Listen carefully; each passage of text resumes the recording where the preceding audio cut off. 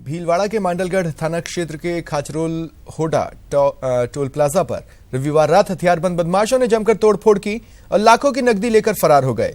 सूचना पर मांडलगढ़ थाना अधिकारी भूराराम मय जाप्ता पहुंचे, लेकिन तब तक बदमाश फरार हो चुके थे। घटना से टोल कर्मियों में खौफ है। फिलहाल पुलिस जांच कर रही है।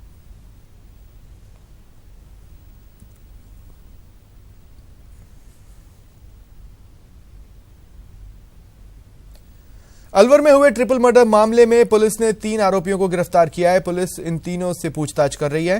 बता दें, जमीन विवाद को लेकर 2 पक्षों में हुई खूनी संघर्ष में एक ही परिवार के 3 लोगों की मौत हो गई थी। ये जो केरावाल में कल घटना हुई है उसमें 3 आदमी मरे हैं और कुछ इंजर्ड हैं। जो 3 आदमी मरे हैं उनके परिजनों को बुलाया गया है और अभी पोस्टमार्टम में कार्रवाई करवाई जाएगी। वो वहाँ से जैसी जानकारी मिली है वो ये है कि वहाँ से रवाना हो गए हैं परिजन, और पोस्टमार्टम में कार्रवाई जितना जल्दी संभव होगा उतनी जल्दी करवाई जाएगी। एहतियात के तौर पर यहाँ गांव में भी जाब्ता लगाया गया है और यहाँ जहाँ पोस्टमार्टम हो रहा है वहाँ पर भी जाब्ता लगाया गया है। दौसा की कोलवा में एक कार पेड़ से टकरा गई। हादसे में एक व्यक्ति की मौत हो गई, एक अन्य घायल है। दुर्घटना इतनी भीषण थी कि पेड़ से टकराने के बाद कार के परखच्चे उड़ गए। घटना की सूचना पर मौके पर पहुंची पुलिस ने मृतक के शव को जिला अस्पताल भिजवाया, जहां पोस्टमार्टम चल रहा है।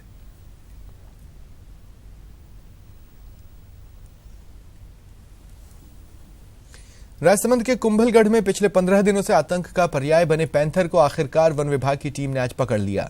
पैंथर के पकड़े जाने की सूचना पर बड़ी संख्या में लोग मौके पर पहुंचे और पिंजरे में कैद पैंथर के साथ सेल्फी ली। दरअसल पिछले 15 दिनों से इलाके में पैंथर का मूवमेंट था।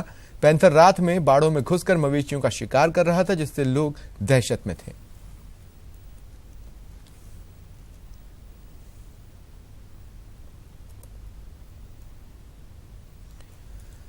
आम चुनावों की तारीखें घोषित करने में हुई देरी और नतीजे मई के आखिरी तक खिंच जाने को लेकर सवाल उठने लगे हैं। मुख्यमंत्री अशोक गहलोत ने चुनाव तारीखों को लेकर सवाल उठाए। सीएम ने कहा कि चुनाव की तारीखें घोषित करने के दौरान चुनाव आयोग दबाव में था। उन्होंने कहा कि सारी चीजें पीएमओ में तय हुई हैं। गहलोत ने कहा कि पीएम मोदी ने 2014 में जो वादे किए थे वो एक भी पूरे नहीं किए हैं। उन्होंने कहा कि देश का मूड बदल गया है, देश की जनता सरकार बदलना चाहती है।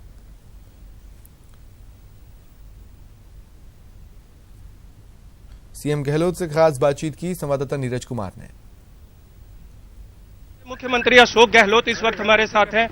कई विपक्षी पार्टियों ने चुनाव की तारीखों पर सवाल उठाया कि रमजान के दौरान चुनाव आयोग को तारीख नहीं तय करनी चाहिए। उनमें सच्चाई है। जिस प्रकार तारीखें बदली गई है, संदेह पैदा होना लाजमी है और प्रधानमंत्री जी के प्रोग्राम जब पूरे नहीं हो गए तब तक तारीख तय नहीं हुई है। आपको क्या लगता है कि चुनाव आयोग पे सरकार का दबाव था? इस तरह के आरोप लगाए जा रहे हैं विपक्षी पार्टियों की तरफ। सच्चाई क्या है वो तो इलेक्शन कमीशन जानता है, परंतु ये संदेह देश में पैदा हुआ है कि पहले 4 तारीख, फिर 6 तारीख, फिर 8 तारीख, फिर 10 तारीख, ये क्यों किया गया है ये समझ के परे है। लेकिन बीजेपी का कहना है कि जब हिंदुओं के त्योहारों के दौरान तारीखें हो सकती हैं तो रमजान के दौरान क्यों नहीं?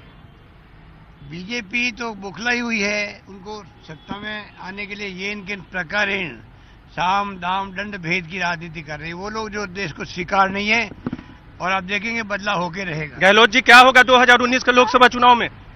अरे कांग्रेस जीतेगी। तो कांग्रेस जीतेगी ये दावा कर रहे हैं अशोक गहलोत, राजस्थान के मुख्यमंत्री और कांग्रेस के वरिष्ठ नेता।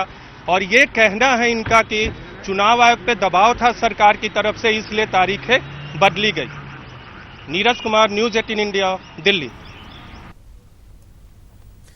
और आपको सीधे लिए चलेंगे जयपुर। जस्टिस एमएन भंडारी का विदाई समारोह चल रहा है। सतीश चंद सभागार में ये समारोह आयोजित हो रहा है।